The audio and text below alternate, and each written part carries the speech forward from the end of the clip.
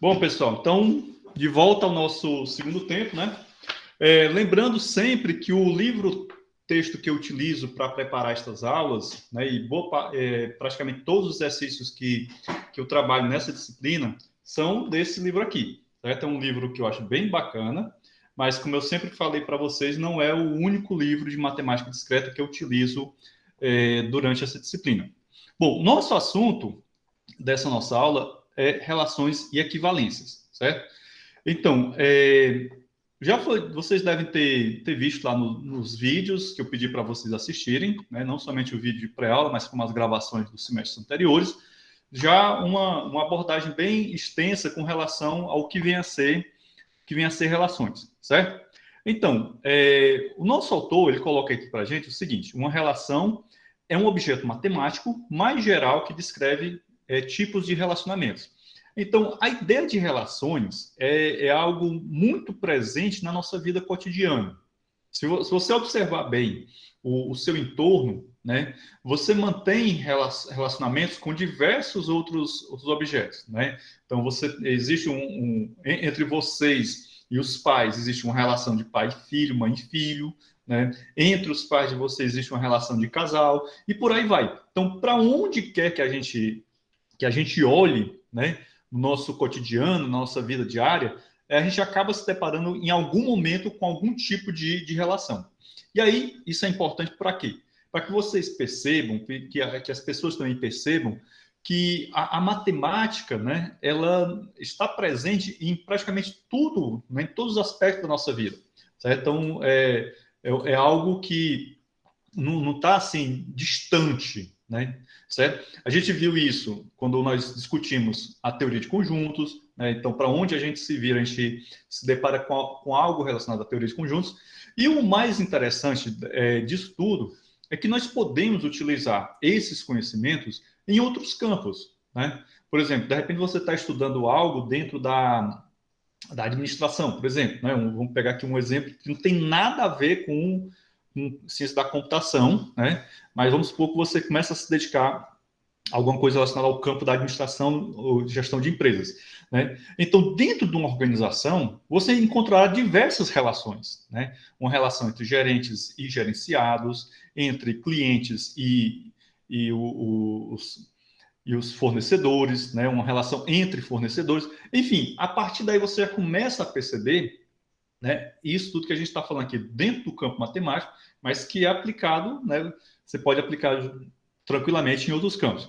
Qual é a vantagem disso daí também? A vantagem é que você pode, de repente, utilizar os formalismos matemáticos para compreender melhor esses outros campos do conhecimento, certo? Então, por exemplo, para mim, que estudo isso daqui, né, que venho estudando isso já há um bom tempo, quando eu me deparo com um texto, como pegar aqui, continuando o exemplo da administração, eu começo a identificar esses elementos, né, dentro de um artigo sobre gestão de pessoas, né, eu começo a identificar os relacionamentos, começo a verificar se são relações de equivalência ou não, né, se são simétricas, se são transitivas. Então, tudo isso daí acaba, né, agregando valor ao seu conhecimento, beleza? Bom, antes da gente passar para o nosso exercício propriamente dito, né, para a resolução das questões do exercício, eu gostaria de rever alguns conceitos com vocês, que são conceitos que eu considero fundamentais para que a gente possa compreender bem, inclusive, a resolução da lista de exercício, certo? Compartilhar aqui a telinha com vocês, e aí fica mais fácil para a gente trabalhar melhor, certo? Então, gente, nós temos aqui, certo? Deixa eu só ajustar aqui as coisas. Bom, então, nós temos aqui um conjunto S, certo? Esse conjunto S ele é formado por esses elementos aqui, beleza? Então, toda vez que a gente for mencionar relações, nós deveremos lembrar sempre que nós teremos algum conjunto envolvido nisso e essa relação ela tende a ser um subconjunto de um produto cartesiano, certo? Então, é muito importante vocês não esquecerem desse detalhe. Bom, eu poderia dizer que o produto cartesiano de um determinado conjunto ou de conjuntos, ele só é uma relação se for todo o produto cartesiano? Não necessariamente. Como eu acabei de falar para vocês, a gente entende, né, do ponto de vista da definição do que é uma relação, como sendo um subconjunto de um produto cartesiano. Ou seja, não é preciso que todo produto cartesiano esteja evidente nessa relação. O próprio autor do nosso livro, ele coloca o seguinte aqui na página onde ele fala sobre a definição de relação. Então, uma relação é um conjunto S, uma relação em um conjunto S é um subconjunto do produto cartesiano de S, certo? Então, ele já deixa bem claro isso daí, certo? Então, é um subconjunto de um produto cartesiano, beleza? Então, vamos supor que eu tenho aqui esse conjunto S e eu tenho aqui uma relação R, né? Geralmente, a gente se refere às relações pela letra R, né? Quando a gente fala só de uma única relação. Então, essa relação R, como eu havia falado para vocês, é um subconjunto do produto cartesiano de S com S. Nesse caso, eu estou fazendo o produto cartesiano de S com S porque eu tenho apenas um único conjunto, certo? Entendido? Mas eu poderia fazer tranquilamente um produto cartesiano de dois conjuntos diferentes. Essas relações, elas também são compreendidas como sendo relações binárias, porque tem apenas um par ordenado, né? Então, aqui, como vocês podem observar, os pares ordenados bem bonitinhos. Eu poderia ter relações ternárias, quaternárias, n-áreas, poderia ter, mas aí são assuntos mais complexos que fogem um pouco aqui do escopo do nosso objetivo, que é uma introdução ao conceito de relações. Então, como eu havia dito para vocês, né, no nosso momento inicial, né, nos comentários do quiz, o par ordenado ele tem um elemento de partida e um elemento de chegada, certo? Então, nesse caso aqui, certo? O primeiro elemento ele sempre será considerado como sendo o elemento de partida, certo? E esse segundo elemento chamado elemento de chegada, ok? Entendido? E aqui eu estou falando do mesmo conjunto S. Bom, como eu havia colocado para vocês, é possível nós representarmos uma determinada relação a partir de um grafo orientado. Então, nesse caso aqui, essa relação ela é melhor representada através de um grafo orientado. Se eu não usasse um grafo orientado, eu poderia representar essa relação, ficaria incompleta. A meu ver, ficaria uma representação incompleta. Por quê? Porque, como você pode observar, através de um grafo orientado, eu consigo, né, identificar claramente os meus elementos de partida, né, e os meus elementos de chegada. Então, como vocês podem observar aqui, esse par 1, 2, eu tenho aqui o 1 como elemento de partida, o 2 como elemento de chegada. E esse mesmo 2, ele aqui figura como elemento de partida e o 4 como elemento de chegada. Então, você observa bem, ó, a partir da existência da setinha, fica muito claro nós observarmos isso. Correto? Entendido? Então, aqui eu tenho uma representação na forma de grafo, e aí você vê como é tranquilo a gente fazer um grafo para representar uma relação, certo? Bom, o nosso autor, ele coloca aqui para a gente o seguinte: toda relação gera um grafo, mas existem grafos que não têm relações associadas a eles. Então, eu posso pegar qualquer relação, certo? Qualquer relação representada nessa forma aqui como pares ordenados e construir um grafo que esteja associado a essa relação. Mas nem todo grafo está associado a uma relação. Um exemplo que o nosso autor coloca é aquele que a gente viu bem no início desse capítulo, que eram as pontes de Königsberg. Por quê? Porque vocês devem estar lembrados que nas pontes de Königsberg eu tinha um multigrafo, ou seja, vou aqui fazer só um pequeno exemplo.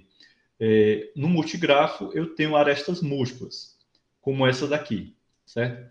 Então, nesse caso aqui, o fato de existir arestas múltiplas, eu não posso representar isso aqui na forma de um grafo, na forma de uma relação. Por quê? Vamos supor que eu tenho aqui o A, aqui o B e aqui o C. E aqui eu tenho uma aresta E1 e uma aresta E2, certo? E aqui uma E3. Então, esse grafo aqui, nós teríamos, né, esse par AB, né, vocês podem observar aqui, ele apareceria duas vezes dentro do meu conjunto que representaria as arestas. Então, a aresta E1 seria relacionada ao par AB e a aresta E2 seria relacionada ao mesmo par AB, ok?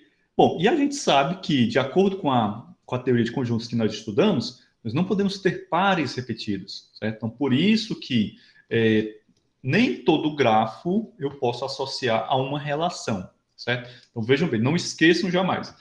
Toda relação, ela pode ser associada a um grafo. Eu posso usar um grafo para representar uma determinada relação. Mas nem todo grafo estará associado a uma relação, certo? Então, eu tenho, no caso aqui, multigrafos, e aqui tem arestas múltiplas, e eu não posso usar para representar uma relação. Tranquilo? Tranquilo? Bom, gente, então, mais agora vamos aqui para um outro exemplo que eu achei interessante, né? Só para a gente recordar conceitos. Então, foi dito para vocês no nosso quiz que as relações elas podem ser reflexivas, podem ser simétricas e podem ser transitivas, né? No caso de uma relação reflexiva, é aquela em que, para todo A pertencente à relação R, né, eu vou ter ARA, ou seja, que A está relacionado com ele mesmo, certo? Entendido? No caso da relação simétrica, eu tenho um AB, né, que pertence à relação R, né, e também terei, aliás, desculpa, aqui seria assim, então eu terei ARB e BRA, certo? Então, isso aqui caracteriza a simetria. Então, você pode observar bem, né? É sempre bom lembrar aquela metáfora do espelho com relação à simetria. Então, eu tenho aqui o nosso espelho, então aqui eu tenho o A, o B, então AB, BA, ok? Entendido? E aí fica claro vocês entenderem o conceito de simetria.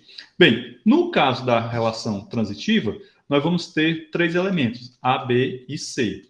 Nesse caso aqui da transitividade, é uma relação transitiva, se e somente se A está relacionado com B e B está relacionado com C, né? Se A está relacionado com B e B está relacionado com C, então, né, eu terei A, R, C. Ou seja, A estará relacionado com C. Bom, então é tranquilo, né, a partir dessas definições, você estabelecer provas, né, que é o que a gente vai fazer em algumas questões da nossa lista de exercício, correto? Então, para que eu possa verificar se uma determinada relação ela é uma relação reflexiva, eu tenho que observar isso aqui. Eu quero verificar se a relação é simétrica, eu preciso observar isso aqui. Eu quero verificar se uma relação é transitiva, eu tenho que observar isso aqui também, certo? Entendido? Se eu quero saber se uma determinada relação ela é uma relação de equivalência, né? Relação de equivalência, opa, peraí, ela é uma relação de equivalência, opa, liguei sem querer aqui a borracha. O que é que eu preciso fazer? Eu preciso, né, observar essas três propriedades aqui, certo? Então, se essas três propriedades acontecem, se elas são observadas, se uma determinada relação satisfaz essas três propriedades, então significa que ela é uma relação de equivalência.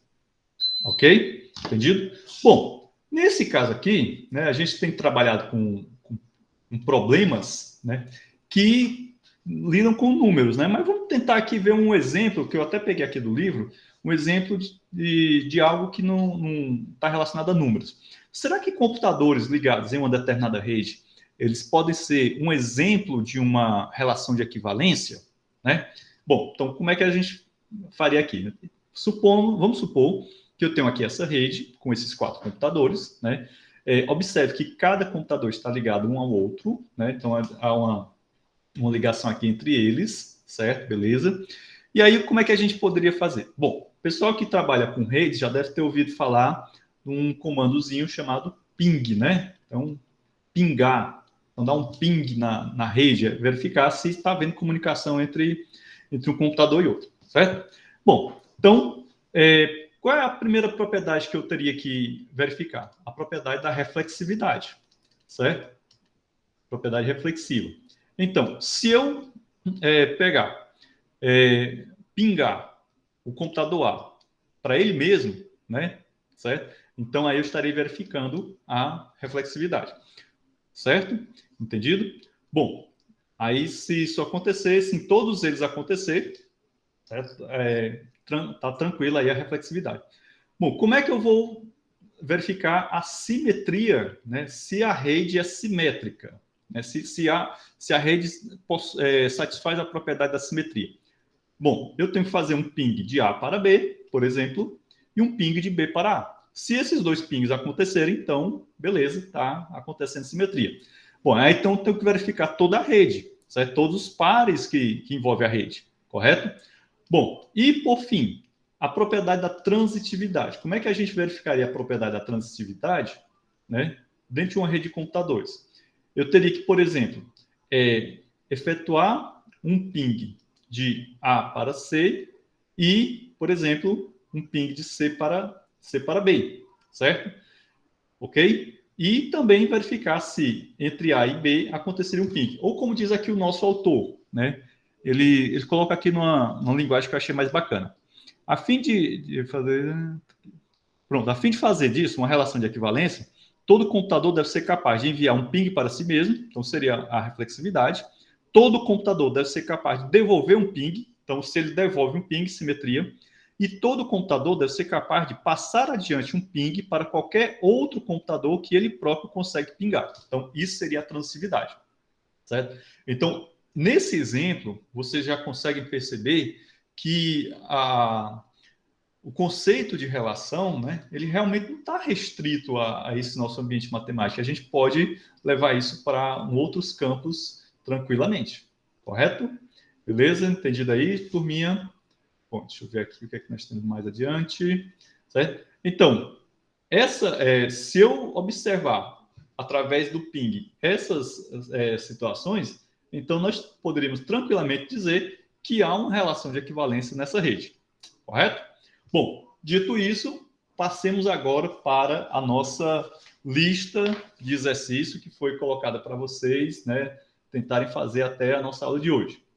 Bom, a primeira questão da nossa lista dizia o seguinte: seja o conjunto X igual a esses 5 números aqui. Desenhe o grafo associado à relação menor que em X. Né? Esse grafo deve ser orientado ou não orientado? Bom, gente, de acordo com o que a gente já viu até então, né, que a gente já discutiu bastante, esse grafo ele deve ser orientado, correto? Qual é a relação que nós vamos modelar aqui, que nós vamos associar? A relação menor que. Então, eu sei que 1 é menor do que 2. Então, ó, passa a setinha aqui, fica bem bonitinho, fica bem claro. Eu sei que 2 é menor do que 3, certo? Eu sei que 3 é menor do que 4, ok? Então, eu sei que 0 é menor do que 1, 0 é menor do que 2, 0... Opa, aqui você já está entendendo que é o 0. 0 é menor do que 3, 0 é menor do que 4, certo? 2 é menor do que 4, certo? 1 é menor do que 4 e 1 é menor do que 3. Eu acho que formou um pentagrama, né? nessa brincadeirazinha aí, a gente acabou formando um pentagrama dessa nossa relação. Ok? Entendido? Então, a partir daí, acredito eu, que ficou claro para vocês a importância do grafo ser orientado. Certo? Se o grafo não fosse... O Pedro já sorriu ali. Então, se o grafo não fosse orientado, eu não teria como representar bem, né, a relação menor que. Ok? Entendido? Bom, então ficou claro aqui para vocês, né? Nosso grafozinho bonitinho, né? Eu só cometi um erro aqui. O zero era para ter sido as arestas era para ter partido aqui, não do próprio zero, mas tudo bem. Então vamos lá, gente. Próxima questão. Na próxima questão, ele utiliza aqui uma expressão que eu acredito que já tenha causado alguma confusão na cabeça de vocês quando pegam uma questão como essa daqui. Ele diz assim: defina uma relação em Z, né? Z no caso é o conjunto dos números inteiros, por A, R, B, se A ao quadrado é igual a B ao quadrado, certo? Quando ele fala assim, defina, num primeiro momento, a gente imagina que ele está pedindo para a gente definir essa relação. Mas essa relação, se você prestar bem atenção aqui, já está definida. A relação é definida por isso aqui, certo? Então, eu tenho aqui o conjunto dos números inteiros, certo? Eu vou fazer um produto cartesiano dos inteiros com ele mesmo, certo? Mas eu só vou pegar um subconjunto desse produto cartesiano que satisfaça essa propriedade aqui. Então, vocês podem observar que toda relação ela envolve a satisfação de uma determinada propriedade, certo? Por isso que na definição de relação é dito que a relação é um subconjunto de um produto cartesiano e não o produto cartesiano completo, tá certo? Bom, vamos lá, vamos adiante. Então, ele pede para a gente provar que essa relação R é uma relação de equivalência. Então, para a gente provar que essa relação R, o que é a relação R? É isso aqui, ó. É definida por isso aqui. Para a gente provar que ela é uma relação de equivalência, eu tenho que provar 3 propriedades. Provar que R é reflexiva, que R é simétrica e que R é transitiva. Então, vocês vão ver aqui que é bem fácil a gente provar. Eu já comecei aqui a escrever para vocês, né? Então, ó, desde que A ao quadrado é igual a ao quadrado, né? Pelo princípio da identidade, para qualquer A pertencente a Z, então R é reflexiva, certo? Então, temos aqui que a propriedade da reflexividade já está satisfeita. Bom, o que está faltando? Está faltando a gente provar simetria e provar transitividade.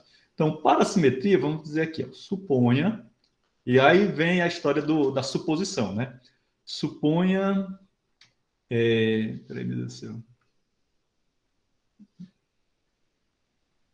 Suponha ARB, certo? Então, ora, se eu tenho ARB, né, A está relacionado com B, então A ao quadrado é igual a B ao quadrado. Correto? Entendido? Pela definição da minha relação R. Logo, certo? B ao quadrado é igual a A ao quadrado. Certo? Portanto, R é simétrica. Ok? Então vejam ó, que aqui eu já consegui apresentar para vocês uma prova da simetria. Ora, eu estou supondo isso daqui, estou supondo que A está relacionado com B. De acordo com a definição da relação R, A ao quadrado é igual a B ao quadrado. Ora, eu tenho uma igualdade. Como eu tenho essa igualdade, eu posso simplesmente substituir o B por A, né, já que A é igual a B, né, que A ao quadrado é igual a B, e onde tiver B eu posso substituir por A. Ou seja, eu faço isso daqui. Então, B ao quadrado é igual a A ao quadrado. Se eu tenho isso daqui, significa o quê? Que R é simétrica. Certo? É só você lembrar da definição de simetria.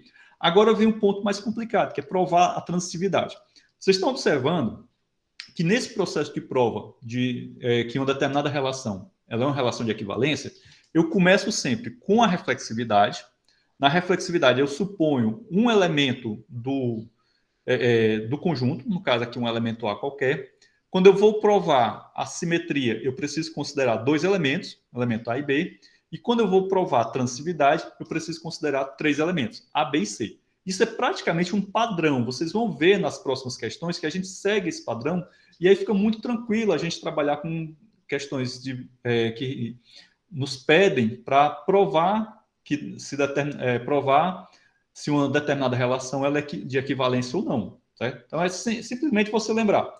Para mim provar que uma relação é uma relação de equivalência, eu preciso executar 3 passos. Primeiro, provar que ela é uma relação reflexiva. Segundo, provar que ela é uma relação simétrica.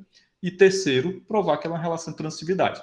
Essas 3 provas têm que acontecer. Se uma das 3 não acontecer, eu não posso afirmar que determinada relação é uma relação de equivalência. Ela só é relação de equivalência se as 3 acontecerem. Beleza? Então, vamos lá, adiante. Finalmente, né? Vamos lá, finalmente, vamos para mostrar a transitividade. Suponha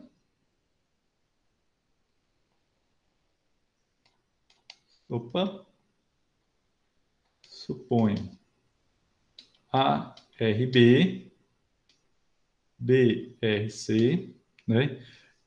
Então, vejam bem, A minha hipótese, né? A minha hipótese é que A está relacionado com B e B está relacionado com C, certo? Lembre-se daquele esquema de prova direta que foi apresentado lá no início da disciplina, quando a gente estudou métodos de demonstração. Então, aqui é a minha hipótese, que eu assumo como sendo verdadeira. A partir da minha hipótese, o que é que eu vou fazer? Eu vou desenvolver argumentos, né, lógicos. Ora, o que é que eu vou pegar aqui? Qual é a definição da minha relação? Né?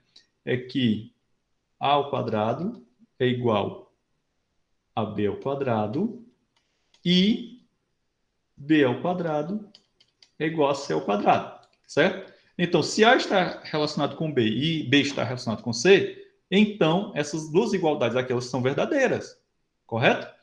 Bem, dito isso, então eu posso dizer tranquilamente que A é igual A ao quadrado é igual a C ao quadrado. Então vejam bem, ó, se aqui são igualdades, eu posso substituir esse B ao quadrado por A ao quadrado, certo? E A ao quadrado igual a C ao quadrado, né?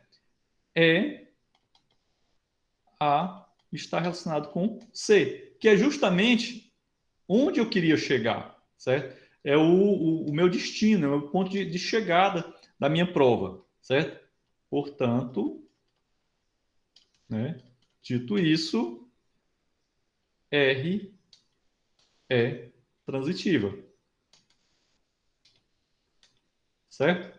Bom, para fechar essa questão aqui, né, aliás, esse item da questão, se ela é reflexiva, se ela é reflexiva, ela é simétrica e ela é transitiva, significa o quê?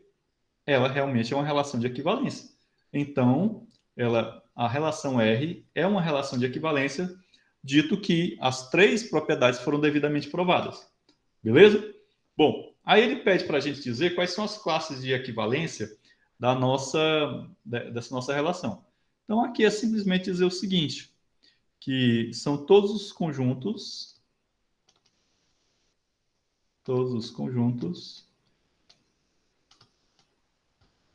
na forma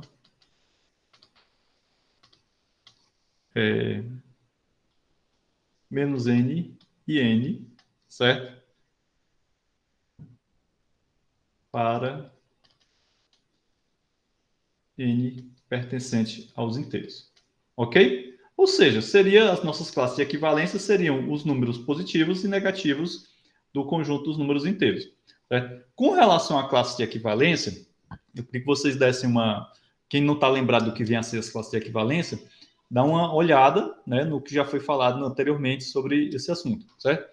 Bom, só para a gente não deixar a coisa muito no ar, deixa eu só pegar aqui no nosso livro o que é que ele define como sendo classe de equivalência para ficar bem claro para vocês, certo? Cadê?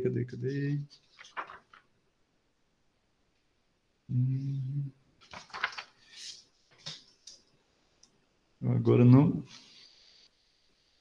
Aqui fala de partição. Vixe, agora eu perdi aqui onde é que tem a definição de classe de equivalência. Bom, depois vocês procuram lá no material, certo? Aí fica mais fácil para vocês. Opa, peraí. Não.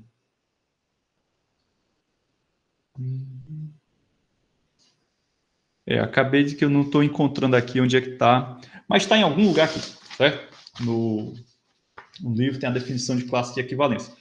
Bom, a classe de equivalência, em rápidas pinceladas, seria o quê? Seriam os componentes de uma determinada relação de equivalência, certo? Então, nós temos aqui o conjunto Z, né? Ele vai ser constituído pelos números inteiros positivos e negativos. No caso aqui, as classes de equivalência são os pares, né, do N e o equivalente dele negativo. Beleza? Bom, vamos à terceira questão, que essa terceira questão ela é bem tranquila, né? Olha, explique por que a relação R nesse conjunto, né, conjunto 0, 1 e 2, dada por... Então, vejam bem, ó, a relação R, ela está explicitada por esses pares aqui. Ele não está dizendo assim, ele não dá um nome para a relação R. Então, isso é muito comum você encontrar em listas de exercícios, certo? Vocês viram na primeira questão, ele explicitamente ele dizia que a relação R era a relação menor que, certo? Que aí cada par era o primeiro elemento era menor do que o segundo elemento, certo? Mas existem relações, né, principalmente em listas de exercícios, em que o autor não especifica um nome para aquela relação. Nesse caso aqui, ele simplesmente juntou um subconjunto do produto cartesiano desse conjunto aqui e montou os pares. Beleza? Não deu um nome para a relação R. Bom, continuemos aqui. Dada por R, não é uma relação de equivalência.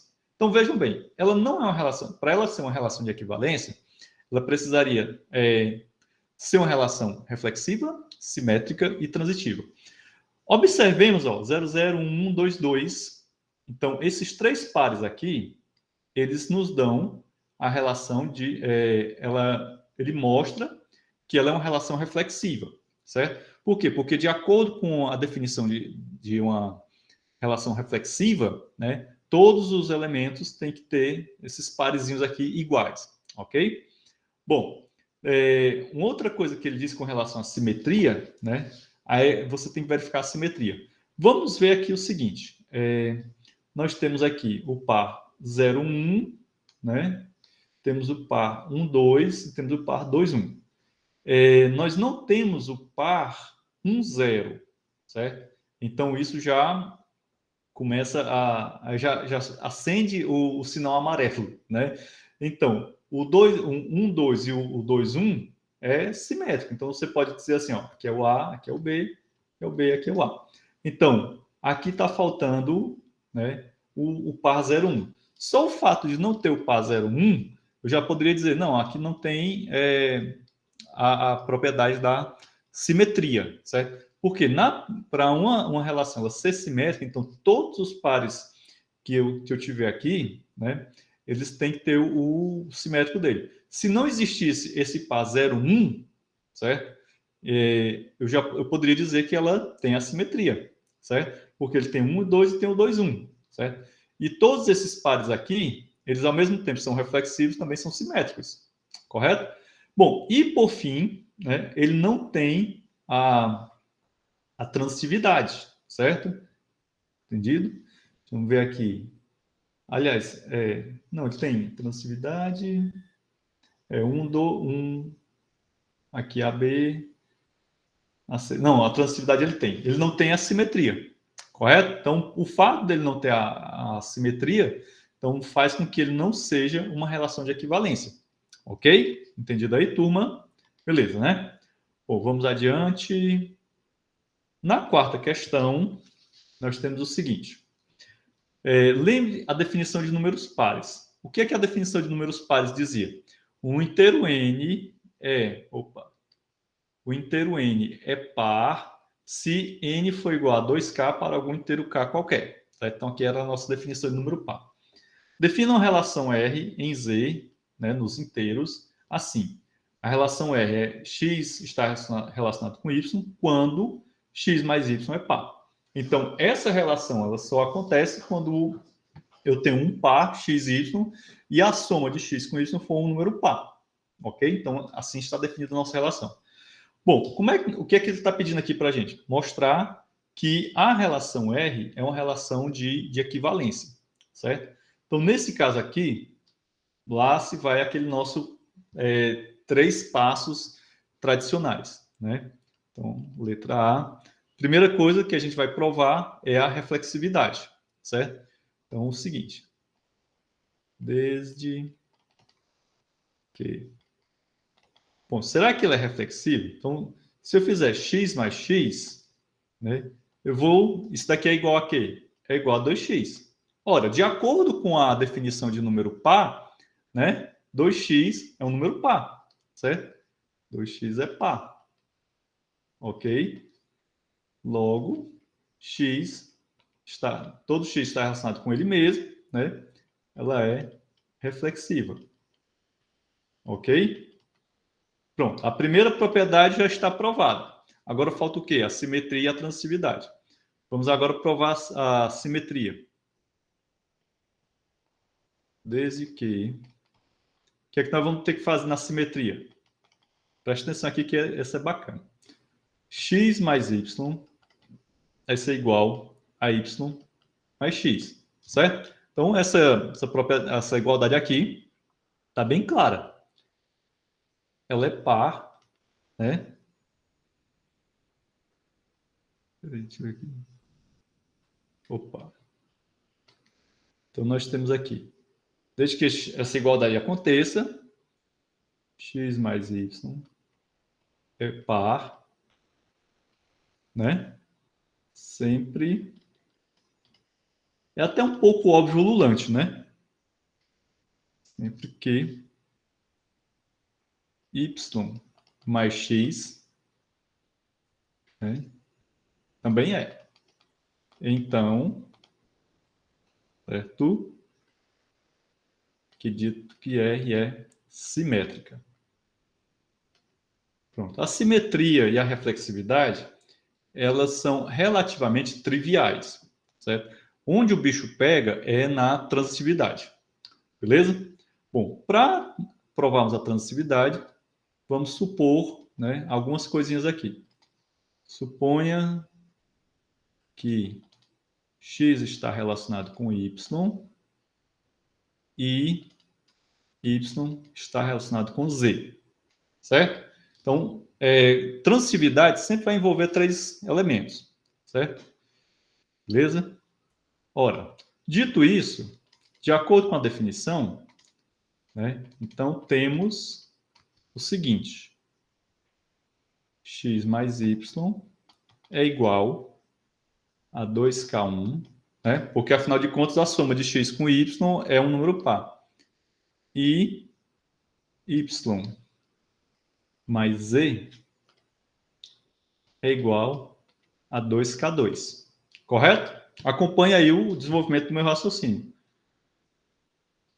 Para algum K1 e K2. Certo? Esse algum K1 e K2 é nada mais nada menos do que a parte da definição de número par. Certo? Tem muito mistério aqui não. Ok? Então, dito isso, o que a gente vai fazer? Nós vamos proceder com um procedimentozinho aqui, com a manipulação algébrica, que é bem simples também. Então, portanto,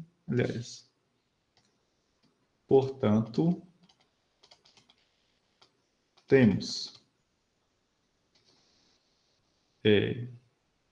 x mais z, certo? Não, esquece, eu acabei errando. Temos o seguinte: x é igual a 2k1 menos y. Vejam bem, ó, o que é que eu estou fazendo aqui? Eu peguei essa equação aqui, certo? Peguei isso aqui e passei o y para o lado de lá, né, da igualdade, virou menos y, e eu estou dizendo que x é igual a isso aqui, certo? A mesma coisa a gente vai fazer com o outro, né? Z. Por quê? Por que com z? Porque o y é o meu elemento unificador aqui. Então, vejam bem, ó. Z é igual a 2k2 menos y. Certo? Entendido? Então, vocês haverão de concordar comigo que essas duas igualdades são verdadeiras. E agora a gente vai fazer o seguinte: x mais z. O que é o x mais z? C de x está relacionado com z, certo? Que é o nosso objetivo final. Vai ser igual a 2k1 menos y mais 2k2 menos y, certo? Eu simplesmente peguei esse 2k1 menos y, esse outro aqui também, e fiz a igualdade. Essas igualdades aqui estão se mantendo, certo? Bom, isso daqui vai dar igual a 2k1 mais 2k2 menos 2y, certo? Ora, menos y dá menos 2y. Ok? Isso daqui vai dar igual a, colocando 2 em evidência, 2k1 mais k2 menos y, que é par. Né? Agora falta só o arremate final da nossa prova. Portanto, x está relacionado com z, né? E R é transitiva. Então, acabei provando a transitividade de R, correto? Vamos voltar para cá para vocês, a gente recapitular. Então, vejam bem. Para demonstrar a transitividade de R, da relação R, eu precisei trabalhar com x e y e z, certo?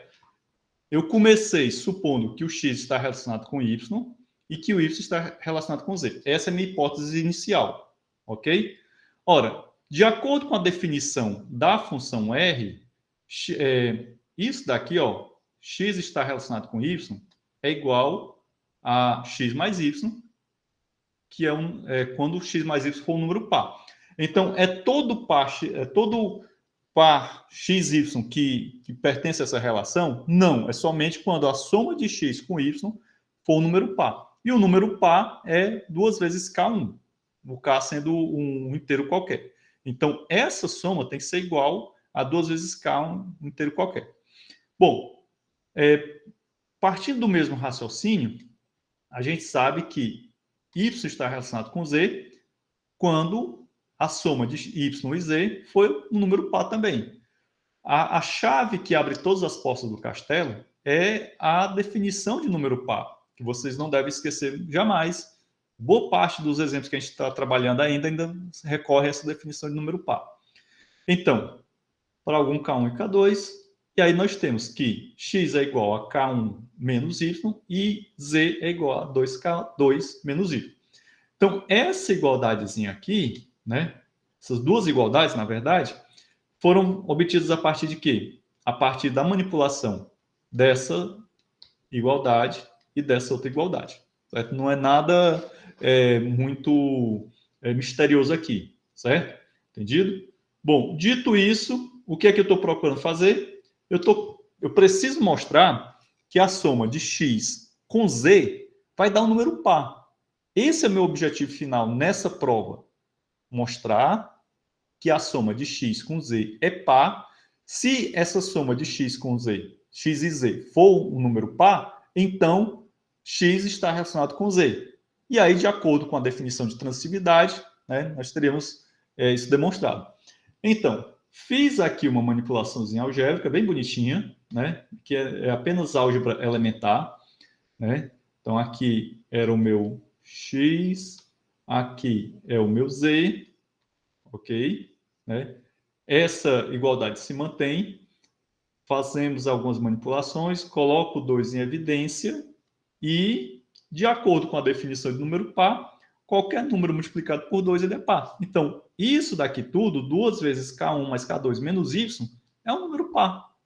Logo, se x mais z é par, então x está relacionado com z.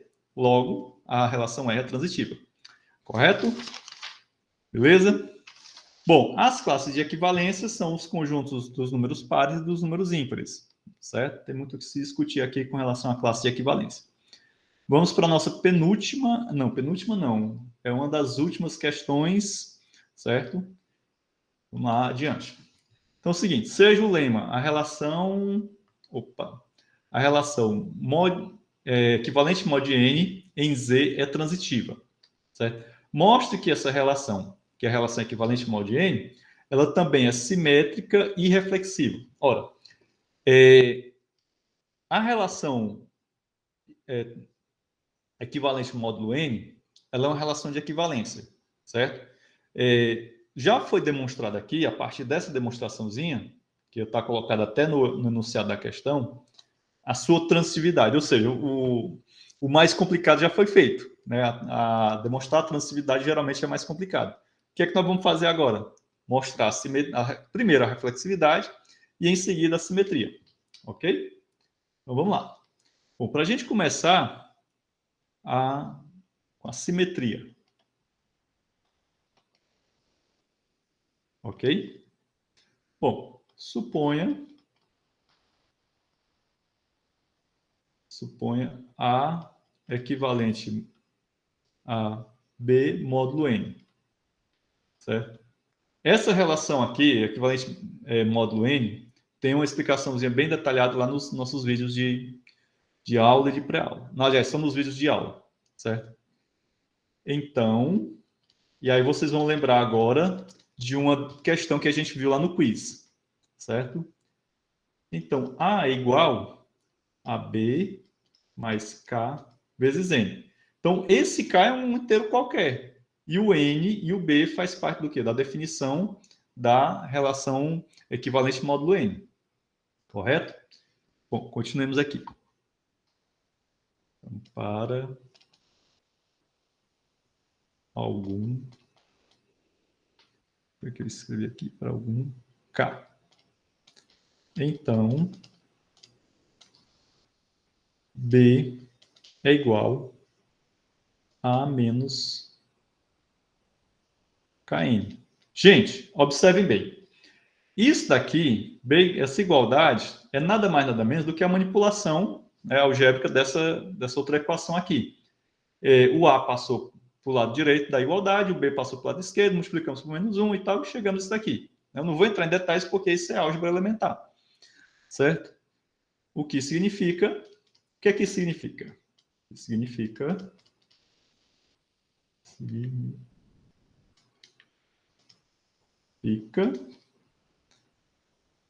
que B é equivalente a A módulo N.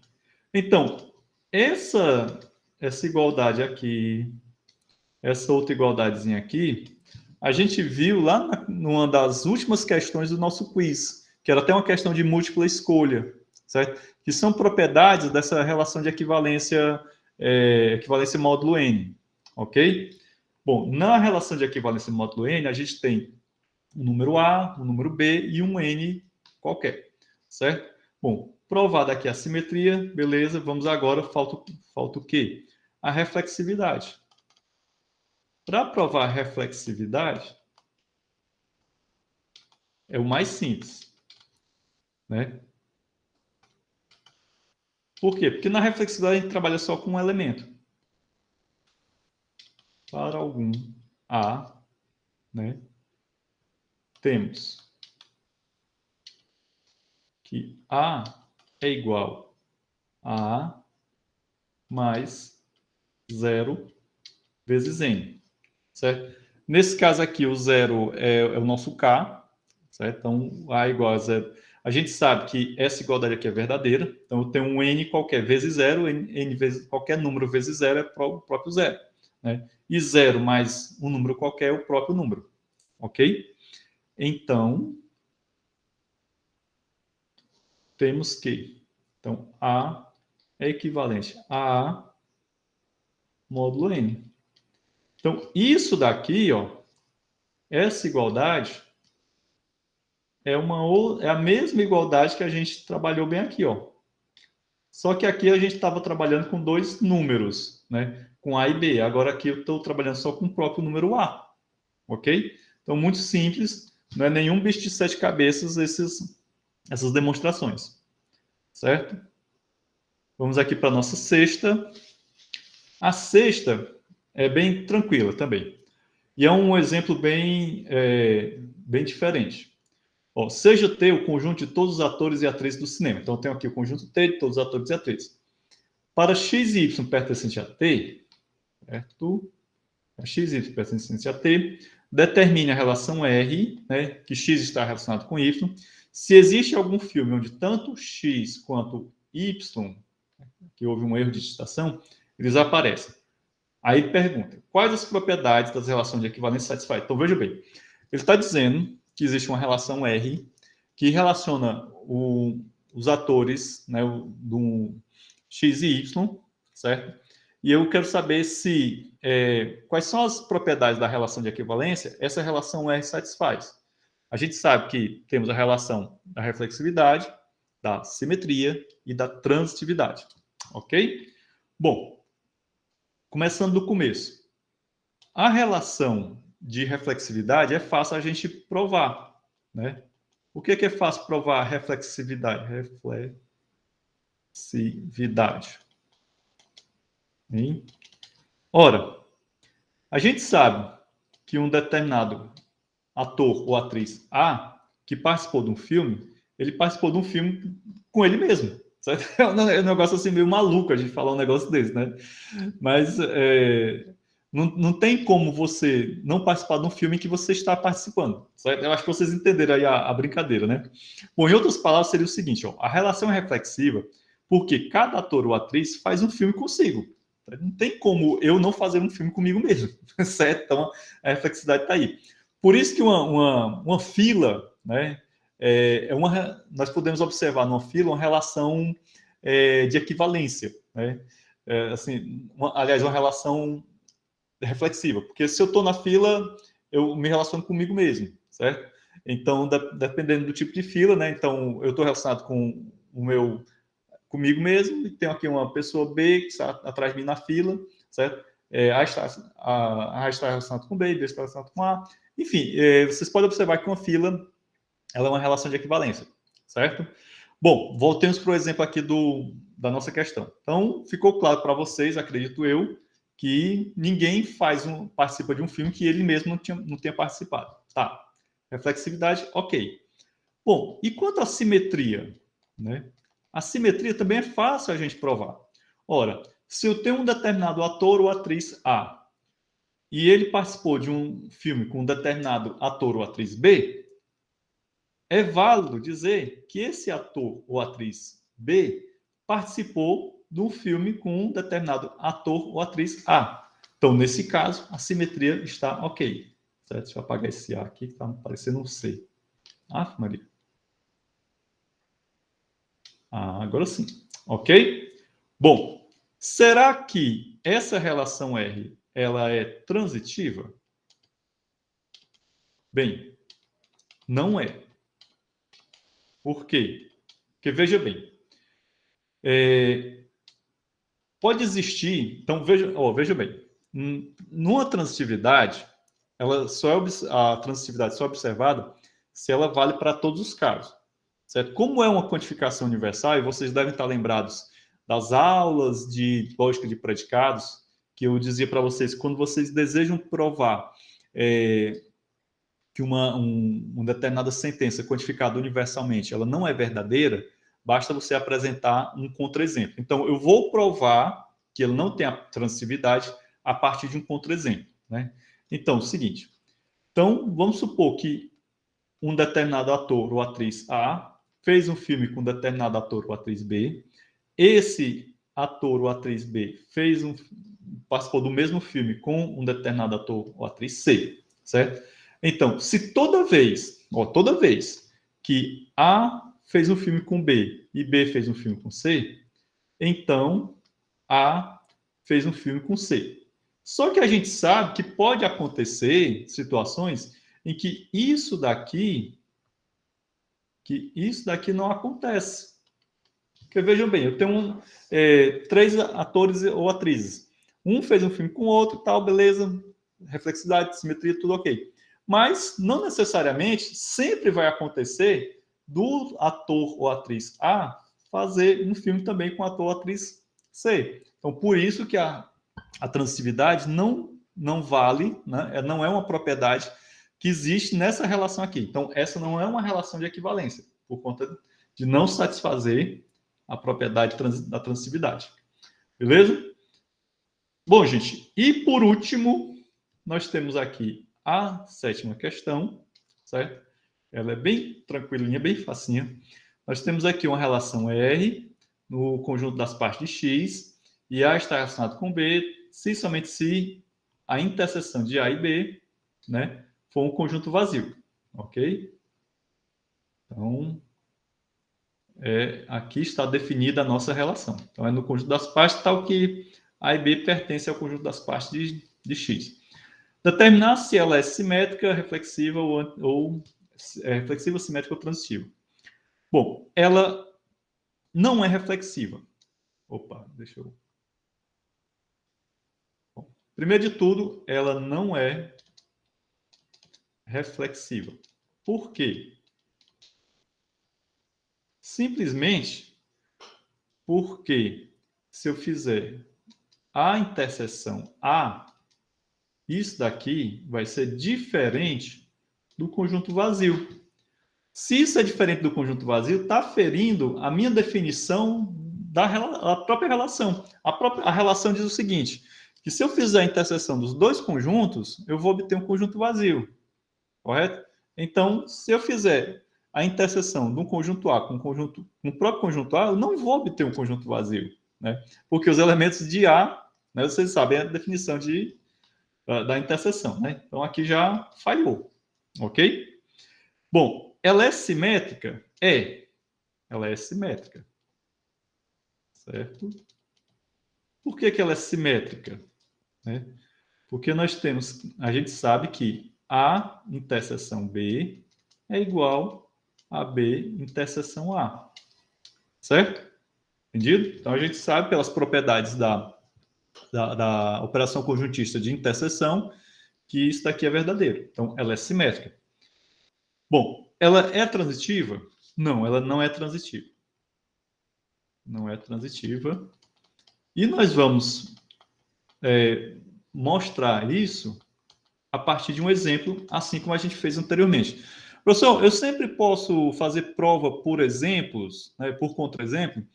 Bom, é uma alternativa, né? É interessante utilizar essas provas por contra-exemplo, mas em determinadas situações, né, é possível, principalmente quando você já tem um contra-exemplo bem definido, certo?